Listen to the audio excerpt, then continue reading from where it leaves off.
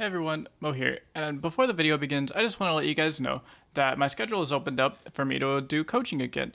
So if you're interested in private one-on-one coaching for me to help you, whether you're a newer player and you want to excel at the game very quickly and learn the fundamentals without developing any bad habits early, or if you're an experienced player who's already maybe platinum or diamond and you're top 1%, but you need some help filling in the gap to get you to that 0.01%, to make you just some of the best, then hit me up on Discord and I can get you in some private one-on-one coaching lessons to help you polish up any skills you want to refine and help you learn all of the secrets to becoming a top player. That's it. I hope you enjoy the video. Hey everybody, Mo here, and in this video I'm bringing you a deck guide to the deck that I got to rank 1 multiple times this season. I was the second person to hit Masters in North America, and I used this deck to climb to rank 1, like I said, a couple times. So, a couple people requested this, and I made a deck guide for this Discard Aggro deck about 6 months ago, but obviously a lot of meta has changed and the deck itself has changed. It's gotten some new cards in it. So I figured I'd just make a deck guide on the updated list here and just tell you why every card is in here, your general game plan with the entire deck, and then just go ahead and give you some tips against at the moment, the really big decks in the meta that you're going to see often and what your good matchups are. So, I guess let's just jump right in. So, first we'll just go through each card, and I'll just tell you what they all do, and like the reasoning behind them. So, Poro Cannon, mainly this is used to get elusive units whenever you're against either mid-range deck or maybe even the mirror match. This could be how you win, is with elusive units, and it's also just a very cheeky way to discard your hand at 0 mana, or you can even combo it with the Vision on 0 mana and trick your opponent into thinking, okay, he's completely tapped out, I can block like, you know, make a specific block that looks really good, and then you use 0 mana out of Vision, and then it just completely, you know, messes up your entire opponent's plan. Draven's biggest fan is because 6 Dravens. Draven's good on turn 3. If you go Draven's biggest fan on 1, and you have Vision on turn 3 with your Draven, you can't lose the game. That's actually just how you win. How you win every game is Draven's biggest fan on turn 1, some unit on turn 2, Draven on 3 with Vision, and that's game. So Draven's biggest fan is good because it's extra Dravens. It's also a nice one-drop. Jerry Rig for discard fodder. Rummage, you're only playing 2 Rummage in this list because 3 Rummage feels really awkward. And 2 Rummage is just about all you need. Sometimes it comes in really clutch. Most of the time it's just used to level up your Jinx very sneakily. So that's why having more than 1 Rummage is really weird, especially if you ever end up drawing more than 1 in your hand at a time. Xynoid Urchin, because it's a good one-drop that discards stuff, so you can start the game with 1 mana 2/1 on top of having a 0/2 challenger unit on turn 1, which is really, really crazy. Arena Battlecaster, because you play stuff like Poro Cannon, which, you know, if you can go like turn 1 Poro Cannon away, a Jury Rig or a Flame Chompers, and you get an elusive unit in play, and then turn 2 you play another elusive unit 1-drop, and then turn 3 Battlecaster. You're just looking at an insane amount of, that's a minimum of 4 elusive damage that your opponent probably can't block. So that's crazy. On top of it, this being able to give your 0/2 challenger unit with +1 power is absolutely insane. So it just abuses the fact that you like to go wide, and it's basically a Vision. It's just not permanent. Flame Chompers for discard fodder. The card's pretty broken. You just get a free challenger unit, you just pull their biggest unit to the side, and it allows stuff like your Draven, Jinx, and Crowd Favorite to get through all their damage. House Spider, because it's actually really good. This card's like so good. A lot of people underrate this card. A lot of people play Student Academic instead of House Spider, and I think that's not very correct because Battlecaster gives all your allies +1/+0, so you want to go wide with Battlecaster.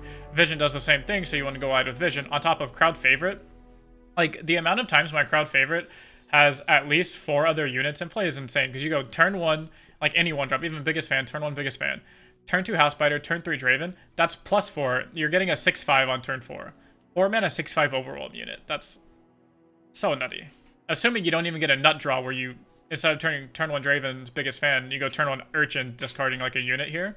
It's so often to have at least a 5 or 6 power Crowd Favorite because of your House Spider. We play Draven because Draven's really fast aggro. He's really good, gives you access to discard stuff. Get excited for Final Reach. Most of the time I'm using this on face. Every once in a while I'm using it on a unit. It depends on the circumstance, but the biggest mistake I see people do with this card is actually use it on units. Typically I use it to go face. Vision, because this card's not balanced. Crowd Favorite, because the card's not balanced. I mean, yeah, you just get a 4, like I said, 4 mana 6/5 Overwhelm. It could be up to a 4 mana 7/5 or 7/6 Overwhelm, which That's like almost a... Dude, that's like almost a Darius, man. That's legit just... almost a Darius for 2 less mana. It's so good. It's so good. Jinx, because your Jinx late game is really nice refilling your hand. Like, drawing 2 cards a turn, that's why this deck is so good. It's because it looks like you discard your entire hand, and then you play like a Jinx, and then now you're drawing 2 cards a turn, so you're refilling your hand easily. Or you play an Experimenter and you refill your hand easily. So you're just like, never running out of steam. And aggro decks that have good ways to keep going and keep drawing stuff is always just so powerful. It's like Nightfall aggro. Like, one of the main reasons why that deck is so powerful is the fact that you play a 2-mana card that draws you 2 units, you know, and that card is so crazy. And you play the 2-mana drain spell that gets you a random unit, and that, or a random card, I guess technically. Most of the time it's a unit. It's just anytime you can get an aggro deck that can refill its hand consistently, it's going to be a really good deck. And so that's what this deck does as a whole really well over other aggro decks like Pirate Aggro. Like, Pirate Aggro definitely has its bonuses that this deck doesn't, but one of the things Pirate Aggro lacks is a good way to refill its hand consistently aside from like Zap Sprayfin. And then your top end is going to be Experimenter. This is really good for clearing away a blocker. Levels up Jinx for free, and it's also just a good way. You can play this when your opponent has 0 minions just to draw 3 cards, and there's no way to stop it unless your opponent has Deny. So that's what the purpose of each of these cards are. We'll go over mulligans really quick, because the #1 question I get asked is how to mulligan this deck. And we will, for that portion, we'll go over to Mobilytics. And this way, we can run some test hands and run some theoretical mulligans. And I'll just show you the general idea for mulliganing. So when I mulligan, I like to just always have a nice curve, like a 1 through 4 curve. When I'm doing that, there are some cards that I never want to mulligan away. Some of the cards that I never mulligan away are crowd favorite Jinx Draven. Actually, okay, so Draven has a little asterisk next to it. So I almost never mulligan away a Jinx, never mulligan away a crowd favorite, and never mulligan away a Draven. And the asterisk is because Draven or Draven's biggest fan. One of those two, like, it's a Draven either way. And then the other one I never mulligan away is Vision. So the 4 cards you're never mulling away is Vision, crowd favorite, Jinx, and then Draven, some sort of Draven card. If you have both Draven and Draven's biggest fan in your hand, and you don't have an additional 1-drop, like you don't have the Sonic Urchin, I always just pitch Draven, because Draven's biggest fan guarantees you a Draven no matter what, so you might as well just get a free card off of that Draven spot. So because of that, other than that, I like to go look for nice curves. I don't typically keep Poro Cannons in my hand unless it's looking like I don't have a 2-drop, because Poro Cannon is essentially a 2-drop, right? Because it's 0 mana, discard something, whether it's a Jury Rig or a Flame Chompers, and then you play both Poros on turn 2. So you can look at this card as a 2-drop if you're trying to play it on curve. So if you don't have something like House Biters to play on turn 2, but you have Poro Cannon, I'd go ahead and keep it. So we'll go and do some starting hands here. So this hand looks pretty good. All I would do is just discard Draven. You re-roll it, and then this hand looks pretty decent. You have Draven's biggest fan on 1, any unit on 2 or discard spell. Like, the amount of cards, I can re-roll these to, or I'll re-roll one of these just to simulate us drawing a card. So we draw Flame Chompers, so that's fine. So you go Draven's biggest fan on 1, we'll re-roll Draven's biggest fan. On 2, you're drawing a Draven, so you're playing Flame Chompers on 2. On 3, you're going to draw this Arena Battlecaster. And then your curve was just play a 1-mana unit, 2-mana unit, a 3-mana unit, and a Draven. And then the Draven can axe, discard the second Flame Chompers you got, and then boom, now you're attacking with a minimum of 5 power worth of units on top of your challenging away 2 units, so you're guaranteeing your Draven hits. That's nice. We can do another hand here. This hand looks phenomenal. You just reroll the Draven. I do keep double 2-drop pretty often. And it does get awkward sometimes, but for most of the time I keep a hand, like this is a very common hand to have where you get double 2-drops. And always keep it. So this hand looks really nice. So you would go Draven's biggest fan on 1, you draw the Draven, so we can reroll that into a Draven. And then on turn 2, I'm almost always playing House Spider here. The reason I don't play Battlecaster is because it just doesn't do as much as the bodies from House Spider, especially if you end up rolling it to something like the Vision. Then I'd rather have a House Spiders on the field and then top deck the Vision than having 1 unit in the Battlecasters. And then we'll do one more here. So this hand looks pretty good, almost baity. So this is a type of hand where I would actually keep the entire thing. And the reasoning is because you have a 1-drop, and then, again, this is when Poro Cannon acts as a 2-drop. I'm actually really glad we got a hand like this. So you go 1-drop Sonic Urchin into Flame Chompers, so you reroll both of those. These are the cards you have. You go turn 2 Poro Cannon, discard your Jury Rig. you can reroll this, and now we have a vision. Turn 3, since we don't have a unit on turn 3, you can just straight up cast the vision for 3 mana. Now you're swinging in with 4 elusives damage because you played 2 Poros. Plus we have the Jury Rig come in, so that's another 2 damage. Plus we have the 1 mana 2/1 damage. So it's like, that's so much damage, and then to top it off, we drew this crowd favorite really early on. So at the least, you're getting a 7/6 crowd favorite on turn 4, which is absolutely broken. And then we'll do the very last test hand here. This hand's nice. So a bait is Get Excited.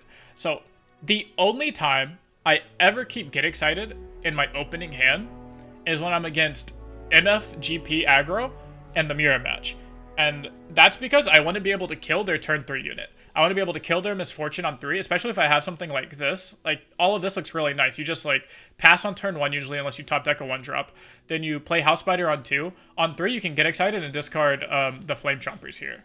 And then, boom, you just killed their Misfortune or you killed their Draven. And that's a humongous tempo swing in your favor. So those are some general mulligans. There's some example mulligans, so I hope you found those helpful. And then now we'll just go through each matchup. We'll look at the, not the leaderboard. We'll look at the meta tier list here, just see what's really good. So Lisa and Targon. This matchup is really easy for you. So in this matchup, you're just going to want a mulligan for a nice low curve. So you're going to want 1-drop, 2-drop, Draven on 3, and 2 crowd favorite on 4, and you'll win every single time. Pirate Aggro, same thing. The only special card you're looking for here in Pirate Aggro is, again, going to be that Get Excited, so that way you can go ahead and kill off their Misfortune on 3. Other than that, you're just going to go really big. The easiest card to win this matchup with is going to be Crowd Favorite. Everything else, they can kind of just chump block, and then eventually just play like a 5/5 Jack the Winner on you, and it's kind of hard to deal with you. But if you slam a big Crowd Favorite, they're going to have a really hard time dealing with that, and that's how I win most of my matchups. Swain TF is another pretty... This matchup's actually pretty difficult because they have Make It Rains, and a lot of our cheap units die to Make It Rain. So the best thing you can do in this matchup is, again, stick a really big crowd favorite. That's nice. War Mothers. War Mothers is... You're not looking for any special cards here. The most awkward thing about War Mothers is how much you have to play around. You have to play around stuff at slow speed with Avalanche. You have to play around stuff at fast speed with Withering Wail and the Vile Feast. So this matchup is really, really difficult as well. Typically, I just go 1-drop on 1, and then I have House Spider on 2. And most of the time, I'll just open attack with that and get my 3 damage in or 4 damage in. Or it's 5 damage. If you played a 1-drop and House Spider on 2, you're getting 5 damage in, which is not that much, but it's a lot better than getting your stuff like avalanched and then like getting your Draven avalanche and then Vile Feasted, and now you've done no damage and you have no board, and that feels really, really bad. So usually I don't get too greedy. I like to just attack. The mirror match, like I said, the only tech card you're looking for is Get Excited. Those are the only decks where I'm looking for something very, very specific. Is, again, Crowd Favorite wins you the Pirate Aggro matchup, Crowd Favorite wins you the TF Swain matchup, and then just being really fast beats this Lee Sin matchup, and then praying to God wins this War Mothers matchup. That's going to be it for this guide. I hope you guys enjoyed it. I hope you guys can take something away from this. I hope that makes you understand the deck a little bit better. I think the #1 tip outside of the game I can give to someone playing this deck is don't get like hyper tilted and switch decks immediately when you lose. But don't queue this deck if you're only playing against War Mothers. So this deck has nutty nut draws that can beat almost every single deck, except for like War Mothers or Trundle SI. So if you're only playing against Trundle SI because you're in, you know, high elo, and that's what a lot of people are playing right now is Trundle SI, like switch decks, don't force yourself to play this. However, if you're just hitting Trundle SI every now and then, but you're hitting a bunch of random stuff, stick with this deck. Because what'll happen in ranked that a lot of people forget or just don't know about is what'll happen is typically you'll win, lose, win, lose, win, lose. You'll like kind of teeter there 50-50 for a good while. And then you'll just win like 5 or 6 in a row because the deck pops off. And the amount this deck draws really, really well is a lot higher than the times that it doesn't draw well. So even if you draw really shittily and your hand's like really, really bad and the game didn't feel close at all and you're like, damn, this deck sucks, I didn't do anything the whole game, there's going to be at least 2 to 3 games where your opponent just didn't stand a chance because of how well you drew. That's the thing I like most about this deck, is that its draws are so crazy. So, again, I hope you guys enjoyed. That's going to be it for the video, and if you did, make sure to leave a comment on what deck you want me to do next in these deck guide videos. Make sure to hit the subscribe button because it helps me out a lot. 86% of the people that watch my videos actually aren't subscribed to me, so if you could hit the subscribe button, it would help me out with the YouTube algorithm immensely. Go follow me on Twitch because I stream on there Monday through Friday, and sub here on YouTube because I post videos Monday through Friday. So that's going to be it. I'll see you guys in the next video.